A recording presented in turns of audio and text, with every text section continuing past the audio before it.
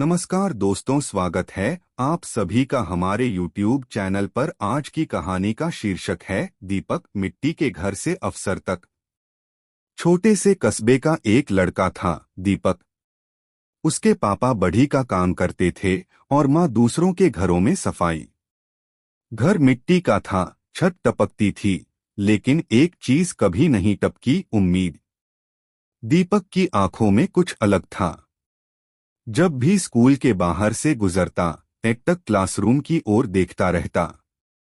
वह किताबों से प्यार करता था, लेकिन किताबें उसके नसीब में नहीं थीं। एक दिन पास के सरकारी स्कूल के मास्टर जी ने उसे यूं झांकते देखा। बुलाया और पूछा, तू क्यों नहीं आता स्कूल? दीपक ने मासूमियत से कहा, घर में किताबें नहीं हैं, कपड़े नहीं हैं, लेकिन मन बहुत पढ़ने का करता है। मास्टर जी ने उसके पापा से बात की, फीस माफ करवाई, किताबें दिलवाईं और दीपक की जिंदगी में पहली बार उजाला हुआ। दीपक सुबह 5 बजे उठता, पहले दूध की डेयरी में काम करता, फिर स्कूल जाता। दोपहर को टिफिन नहीं होता, लेकिन मास्टर जी कभी कभी कुछ खिला देते। घर आकर वो अपने छोटे भाई बहनों की देखभाल करता और रात को लालटेन के नीचे पढ़ता। लोग कहते, इतनी मेहनत क्यों कर रहा है, तू बढ़ी ही बनेगा।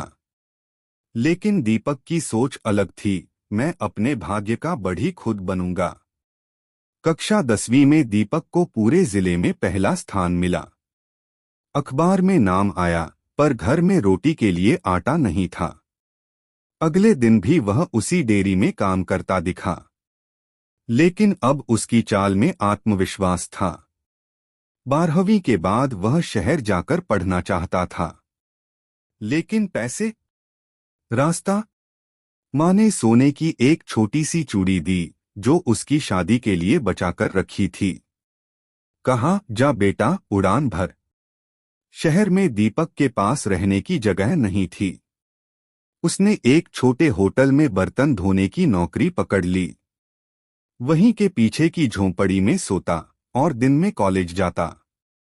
बाकी समय वह रेलवे स्टेशन पर बच्चों को ट्यूशन पढ़ाता। कभी कभी पेट भर खाना नहीं मिलता, लेकिन किताबें कभी बंद नहीं होती।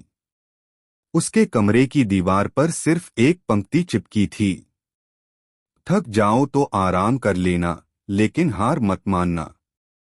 कॉलेज के अंतिम वर्ष में दीपक ने यूपीएससी की तैयारी शुरू की। रात रात भर जागता, नोट्स बनाता, अखबार पढ़ता, लेकिन पहले प्रयास में असफल हो गया।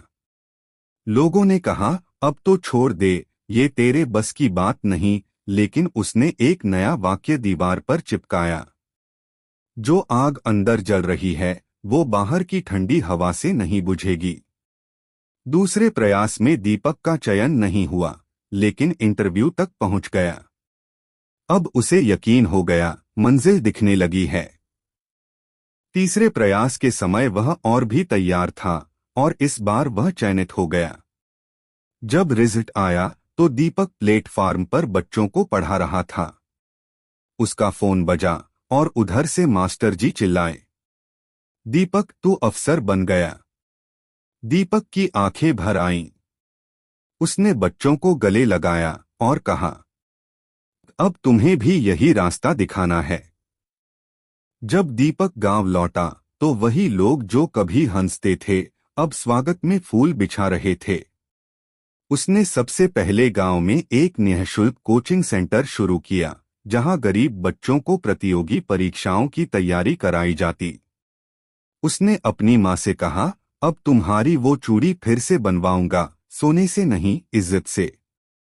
दीपक की यह कहानी सिर्फ उसकी नहीं, हर उस इंसान की है जो हालात से हार नहीं मानता। संघर्ष कभी झूठा नहीं होता।